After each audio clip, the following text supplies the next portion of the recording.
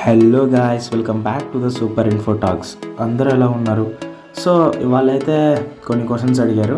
Questions అంటే పద్దాక Marvel DC అనే కాదు, ఈసారి నా గురించి కూడా అయితే అడిగారు. అంటే రీసెంట్లీ నేను ఫేస్ క్యామ్ వీడియో చేస్తానని అయితే మాట ఇచ్చాను అనమాట. బట్ ఆ మాటను నేను నిలబెట్టుకున్నానో లేదో ఈ వీడియోని చూసాకైతే మీకు అర్థమైంది. సో మీరు అడిగిన క్వశ్చన్స్ అన్నిటికీ ఆన్సర్ చేద్దాం. First, Godzilla versus power stone. So Godzilla atomic బ్రీత్కి ఎక్కువ పవర్ ఉంటుందా, లేదా ఇన్ఫినిటీ స్టోన్ అయినా పవర్ స్టోన్కి ఎక్కువ పవర్ ఉంటుందా? ఇది ఎక్కడ క్వశ్చన్ బ్రో. గాడ్జిల్లా వచ్చేసరికి ఒక ఆల్ఫా లెవెల్ బీయింగ్, కానీ అటామిక్ బ్రీత్ మహా అయితే ప్లానెట్స్ని డిస్ట్రాయ్ చేయగలదేమో. కానీ పవర్ స్టోన్ యొక్క పవర్తో మేబీ యూనివర్స్ హాఫ్నైనా అరేస్ చేసేయవచ్చు. సో విన్నర్ ఎవరో చెప్పక్కర్లా, పవర్ స్టోనే. And rune king Thor versus Muzan కెబెత్ చూసి. రూన్ కింగ్ థోర్ మార్వెల్లోనే మోస్ట్ పవర్ఫుల్ క్యారెక్టర్. తను రూయిన్ మ్యాజిక్ని యాక్సెస్ చేయగలడు అండ్ ఎన్నో రకాల పవర్స్ని కూడా ప్రాసెస్ చేశాడు. అయితే తన పవర్స్ ముందు చాలామంది మార్వెల్ క్యారెక్టర్సే డౌన్ఫాల్ అయ్యారు. ఈవెన్ తన పవర్స్ని చూసి చాలా మార్వెల్ ఎంటిటీసే షాక్కి గురయ్యారు. ఇంకా ముజాన్ కెబెత్ గురించి చూసుకుంటే తిను డీమన్ స్లేయర్లోనే మోస్ట్ పవర్ఫుల్ విలన్. అయితే తన పవర్స్ అన్నీ వేరే లెవెల్లో ఉంటాయి.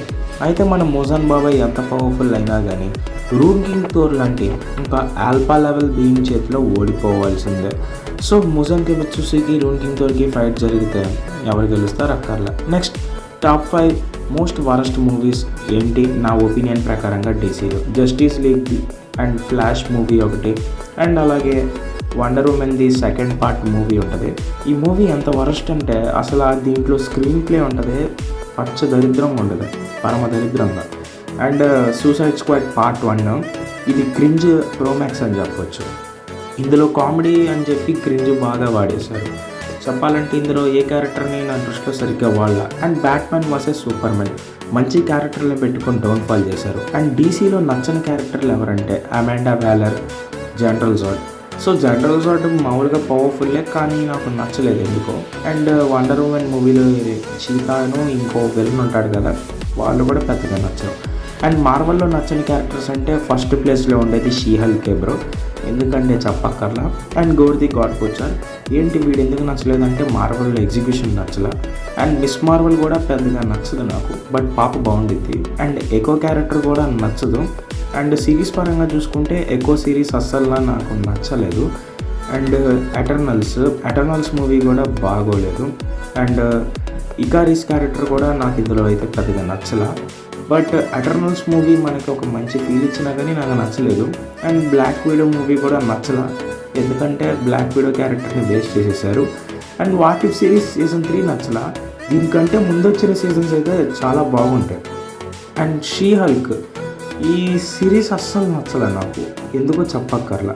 అండ్ ఇప్పుడు థోర్ 2014 వర్సెస్ 12 వర్షన్ వీళ్ళిద్దరికి ఫైట్ జరిగితే ఎవరి హ్యామర్ ఫస్ట్ బ్రేక్ అయితే. ఇందులో అయితే మ్యాక్సిమం 2012 థోరే గెలుస్తాడు, ఎందుకంటే 2014లో ఉన్న థోర్ అప్పటికి వీక్గా ఉన్నాడు. And next question, doctor strange ఇద్దరు ఒకే టైంలో వచ్చి టైమ్ స్టోన్స్ని యూజ్ చేస్తే ఏమైతే అంటే, ఫర్ సపోజ్ ఒకే యూనివర్స్కి చెందిన ఇద్దరు డాక్టర్ స్ట్రేంజ్లో ఒకరు ప్రజెంట్ నుంచి వచ్చారు, ఇంకోరు ప్రజెంట్లోనే ఉన్నారు, ఒకరు పాస్ట్ నుంచి వచ్చారు.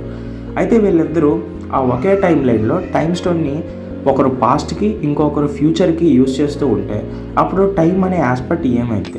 ఫస్ట్ ఆఫ్ ఆల్ ఇక్కడ టైం అనేది చాలా రకాలుగా స్ప్లిట్ అవుతుంది, బ్రాంచెడ్ టైమ్ లైన్స్ అనేవి క్రియేట్ అవుతాయి. అండ్ అలాగే మ్యాజిక్ రూల్స్, సైన్స్ రూల్స్ అన్నీ బ్రేక్ అయిపోతాయి. టోటల్లీ మార్వెల్ యూనివర్స్ అంతా ఒక నీచ దరిద్రంలో మునిగిపోతుందని చెప్పచ్చు. దీనివల్ల అవతల యూనివర్సెస్ మీద ఎఫెక్ట్ పడి అవతల యూనివర్సెస్లో కూడా టైం లైన్స్ అనేవి బ్రోక్ అయిపోతాయి. ఇలా ఇద్దరు డాక్టర్ స్ట్రేంజ్లు పంతం నీదా నాదా హే అని ఒక గొడవతో వేసుకొని మల్టీవర్స్ మొత్తాన్ని గుడిపించేస్తారు. అండ్ గెలిచేది ఎవరో తెలియదు, కానీ దీనివల్ల మార్వెల్ ఎంటిటీస్ అయితే పెద్ద డిస్కషనే పెట్టుకుంటారు. అండ్ మన లోకి మామైతే ఏమనుకుంటాడంటే వీళ్ళు గ్యాంగ్ కంటే పెద్ద డేంజర్ గడ్లా ఉన్నారని. ఇప్పుడు నా పర్సనల్ క్వశ్చన్స్ వస్తే, ఫస్ట్ ఫేస్ రివీల్. అసలు నేను చేస్తానన్నదే ఫేస్ క్యామ్ వీడియో, బట్ నేను ఫేస్ క్యామ్ వీడియో చేయట్లా. ఏంట్రా ఏం మాట్లాడుతున్నారా, ఫేస్ క్యామ్ వీడియో అని చెప్పి క్వశ్చన్స్ అడగమన్నావంటే యాక్చువల్లీ టైం కుదరలేదు. అండ్ మరో విషయం చెప్పాలంటే ఇప్పుడప్పుడే నాకు చేయాలనిపించాల, ఏమనుకోమాకండి, ఓకే. అండ్ ఇప్పుడు యూట్యూబ్ విషయంలో అడిగారు. యూట్యూబ్లో ఇన్ని రకాల కేటగిరీస్ ఉన్నాయి, వ్లాగ్స్ అని, ఫ్యాక్ట్స్ అని. బట్ నువ్వెందుకని మార్వెల్ కంటెంట్ చూస్ చేసుకున్నావు? స్పెసిఫికలీ నాకు ఫేస్ చూపించి వీడియోలు చేయడం అంటే కొంచెం పడదు, బట్ అప్పుడప్పుడు చేయాలనిపించింది. సో కొంచెం ప్రాక్టీస్ అవుతున్నా. అండ్ నాకు మార్వెల్ వీడియోస్ అంటే చాలా ఇష్టం. మార్వెల్ మీద వీడియోలు చేయడం వల్ల, దాని మీద ఉన్న కంటెంట్ చేయడం వల్ల. బట్ మీకు గుడ్ న్యూస్, నేను తొందరలోనే ఫ్యాక్ట్స్ ఛానల్, సినిమాస్ మీద ఒక ఛానల్ పెట్టబోతున్నా, వ్లాగ్స్ మీద ఒక ఛానల్ పెట్టబోతున్నా, అండ్ మార్వెల్ మీద ఒక ఇంగ్లీష్ ఛానల్ పెట్టబోతున్నా. బట్ ఇంగ్లీష్ ఎవడో ఎక్కడనుకోండి, మీరు ఎవరు అక్కడ ఇంగ్లీష్ వాళ్ళు చెప్తారు. అయితే నేను facts channel, vlogs channel and film making మీద ఒక ఛానల్ అయితే పెట్టబోతున్నాను. అయితే ఆ ఛానల్స్ ఎప్పుడు పెడతాం అన్న విషయానికి వస్తే 1 year లోపు పెడతాను మ్యాక్సిమం. ఎందుకంటే ఆ ఛానల్స్ని రన్ చేయడానికి కొంచెం ఎక్స్పీరియన్స్ కావాలి కాబట్టి.